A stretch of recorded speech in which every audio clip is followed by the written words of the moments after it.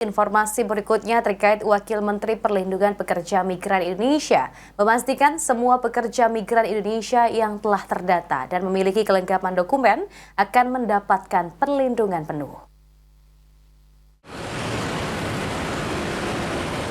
Kementerian Perlindungan Pekerja Migran Indonesia akan memberikan perlindungan secara penuh kepada para pekerja migran Indonesia. Hal itu diungkapkan oleh Wakil Menteri Perlindungan Pekerja Migran Indonesia P2MI Zulfikar Ahmad Tawala. Seluruh pekerja migran Indonesia yang telah terdata dan seluruh syarat dan kelengkapan dokumen penempatan telah dipenuhi. Maka Kementerian P2MI akan memberikan perlindungan secara penuh kepada seluruh pekerja migran Indonesia.